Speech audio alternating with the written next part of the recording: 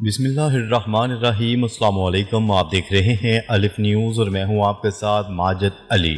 शामिल करते हैं पाकिस्तान और दुनिया भर से ब्रेकिंग न्यूज़ हेडलाइंस। तुर्की के खिलाफ भारत की माशी जंग का आगाज। तुर्की को पाकिस्तान का साथ देने की सज़ा। भारत और पाकिस्तान की हालिया जंगी कशीदगी के बाद एक नया महाज खुल चुका है, लेकिन ये लड़ाई अब बंदूकों या बमों से नहीं बल्कि मैशियत, सियासत और सफारतकारी के मैदानों में लड़ी जा रही है। भारत अब तुर्की के खिलाफ खड़ा हो चुका है और इसकी असल वजह यह है कि तुर्क सदर रजब तैयब एर्दोगान का पाकिस्तान का खुलकर साथ देना। ज़राए के मुताबिक भारत में इस वक्त एर्दोगान और तुर्की के खिलाफ शदीद नफरत पाई जा रही है। लाखों भारतीय सियाह हर साल तुर्की का सफ़र करते हैं, लेकिन अब सूरत हाल बदल चुकी है। तुर्की पर इल्ज़ाम लगाया जा रहा है कि इसने पाकिस्तान को वो ड्रोन्स दिए जिन्होंने हालिया कशीदगी के दौरान भारतीय इलाकों पर परवाज़ें की, ख़ास तौर पर दिल्ली और कश्मीर में। तुर्की ने न सिर्फ पाकिस्तान को असला फराहम करने का शुबा पैदा किया बल्कि आलमी सतह पर पाकिस्तान का बयानिया भी स्पोर्ट किया। एर्दोगान ने अक़वाम मुत्तहिदा और दीगर आलमी फोरम पर खुलकर कहा कि भारत की तरफ से आम शहरियों को निशाना बनाना नाकाबिल कबूल है। तुर्की ने पहलगाम हमले की मजम्मत की, लेकिन साथ ही भारत की जंगी हिकमत अमली को खुलकर तनकीद का निशाना बनाया। यही वो लम्हा था जब भारत ने फैसला किया कि एर्दोगान के खिलाफ आलमी और सफारती महाज खोल दिया जाए। अब भारतीय हुकूमत की सरपरस्ती मीडिया कैंपेन चला रही है कि अवाम तुर्की का बाइकआउट करें। 70% से ज़ायद भारतीय सियाहों ने अपना तुर्की का ट्रैवल प्लान मंसूख कर दिया है। बड़े कारोबारी अदारे अपने मुलाजमीन को तुर्की के सफ़र से रोक रहे हैं। भारत ने तुर्की की यूनिवर्सिटियों और अपनी JNU के दरमियान होने वाले कई तालीमी मुआहदे भी ख़त्म करना शुरू कर दिए। इसके अलावा एक और बड़ी पेशरफ सामने आई जब एर्दोगान ने अमेरिकी सदर डोनाल्ड ट्रंप पर दबाव डाला कि वो पाकिस्तान और भारत के दरमियान जंग रुकवाने के लिए अपना किरदार अदा करें। भारत अब गुस्से में है कि तुर्की ने बैनुल अक़वामी सतह पर पाकिस्तान का इतना भरपूर साथ क्यों दिया। यही वजह है कि अब नई दिल्ली ने एर्दोगान की हुकूमत के खिलाफ एक खामोश मगर जहरीली मुहिम शुरू कर दी है, जिसमें तालीमी, सियासी और कारोबारी सतह पर तुर्की का मुकम्मल बाइकआउट शामिल है। खबर के अगले हिस्से में बात करते हैं चीन की जानिब से भारत को बड़ा धचका। अरुणाचल प्रदेश का नाम तब्दील कर दिया गया। चीन ने अरुणाचल प्रदेश का नाम तब्दील करके जिंगनान रख दिया, जबकि जिंगनान के 27 मकामात के नाम भी तब्दील कर दिए गए। गैर मुल्की खबरसां एजेंसी की रिपोर्ट के मुताबिक चीनी वज़ारत ख़ारजा का कहना है कि चीनी हुकूमत ने अरुणाचल प्रदेश और इसके मकामात के नाम तब्दील कर दिए हैं। ये चीनी खुद मुख्तारी है। जिंगनान तारीखी, जोग्राफियाई और इंतजामिया एतबार से चीन का हिस्सा है। इन मकामात को चीनी नाम देना हमारा अंदरूनी मामला है। उन्होंने कहा है कि ये इकदाम चीन के खुद मुख्तार इंतजामी दायरा अख्तियार के तहत किया गया है और ऐसा करने का मकसद खित्ते में तारीखी और सकाफती शनाख्त को उजागर करना है। भारत जिंगनान को अरुणाचल प्रदेश के नाम से अपना हिस्सा करार देता है, जबकि चीन इसे जनूबी तिब्बत का इलाका तस्वर करता है। दोनों ममालिक के दरमियान इस मसले पर पहले ही कशीदगी पाई जाती है। दफाई माहिरीन के मुताबिक पाकिस्तान के भारतीय जारहियत पर मुंह तोड़ जवाब के बाद चीन की जानिब से जिंगनान पर दो टोक मौका भी भारतीय हुकूमत के लिए बड़ा धचका है। मोदी हुकूमत ने खित्ते के हर मुल्क के साथ नया तनाज़ा खड़ा करके साबित किया है कि भारतीय हुकूमत खित्ते के अमन की दुश्मन है। खबर के अगले हिस्से में बात करते हैं अमेरिका ने ईरान के बैलिस्टिक मिसाइल प्रोग्राम पर नई पाबंदियां आयद कर दी।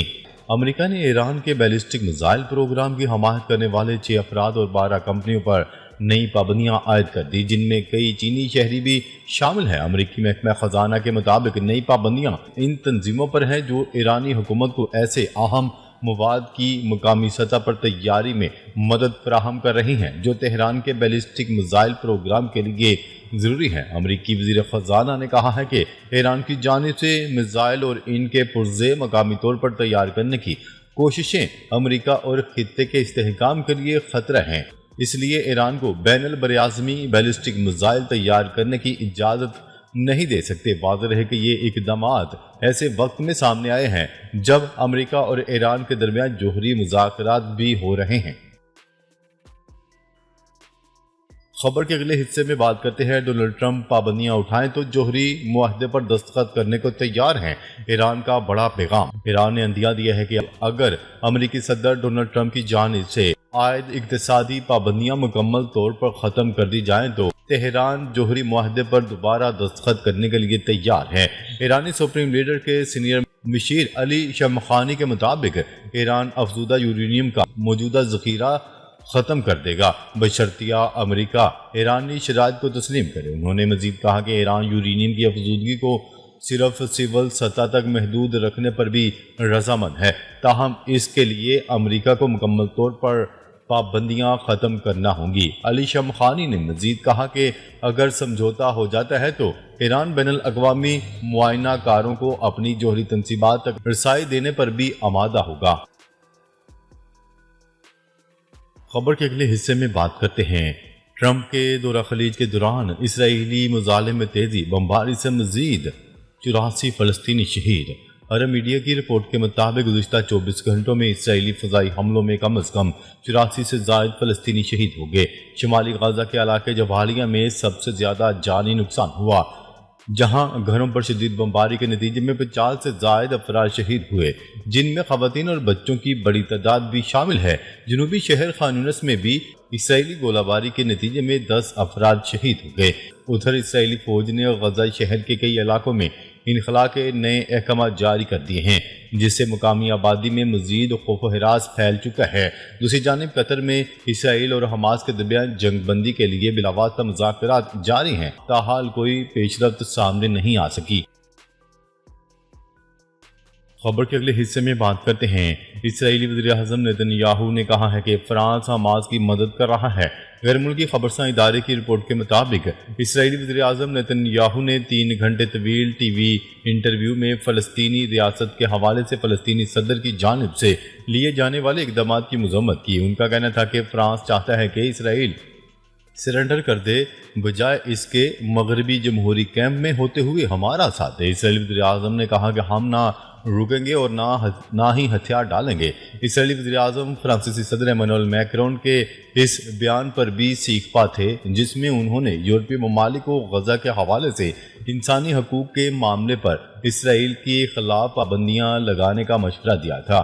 یہ معاملات اس وقت سامنے آئے جب غزہ کے حوالے سے مارچ سے شروع ہونے والے سیز فائر معاہدے کے ساتھ غزہ محاصرہ جاری ہے، جہاں کی آبادی کو غذا اور دوائیں پہنچانے کی اجازت بھی اسرائیل کی جانب سے نہیں دی جا رہی۔ یاد رہے گزشتہ دنوں فرانس کے صدر نے یہ بیان بھی دیا تھا کہ فرانس بہت جلد فلسطینی ریاست کو تسلیم کرنے جا رہا ہے۔ خبر کے اگلے حصے میں بات کرتے ہیں اسرائیل جنگ بندی کے لیے سنجیدہ نہیں لگ رہا۔ قطری وزیر اعظم نے کہا ہے کہ وہ غزہ پر ہونے والے مذاکرات کوئی پیش رفت نہیں دیکھ رہے۔ بین الاقوامی میڈیا کی رپورٹ کے مطابق قطر کے وزیر اعظم محمد بن عبد الرحمن بن جاسم الثانی نے غیر ملکی ٹیلی ویژن کو انٹرویو دیتے ہوئے کہا کہ جب تک اسرائیل کی جانب سے غزہ پر بمباری کا سلسلہ جاری ہے تو کیسے مان لیا جائے کہ جنگ بندی میں سنجیدہ ہے۔ انہوں نے بتایا کہ ہماری ٹیم دونوں فریقین سے بات چیت کر رہی ہے، لیکن میں آج دعوے سے نہیں کہہ سکتا کہ مذاکرات میں جلد کوئی پیش رفت سامنے آ سکتی ہے۔ قطری وزیر اعظم کا مزید کہنا تھا کہ اسرائیلی مذاکراتی ٹیم جسے وہ قطری دارالحکومت دوحہ پہنچی، اس وقت امریکی صدر ڈونلڈ ٹرمپ کا دورہ قطر بھی تھا، لیکن جب بہتر برتاؤ کا ارادہ ہی نہیں تو مذاکرات میں حل کیسے برآمد ہوگا۔ انہوں نے انٹرویو میں بتایا کہ وہ امریکی نژاد اسرائیلی یرغمالی کی رہائی کو ایک اچھی پیش رفت کے طور پر دیکھتے ہیں۔ ناظرین، اب تک کے لیے اتنا ہی۔ مزید خبریں لے کر بہت جلد آپ کی خدمت میں حاضر ہوں گے، تب تک کے لیے اپنا خیال رکھیے گا۔ اللہ نگہبان۔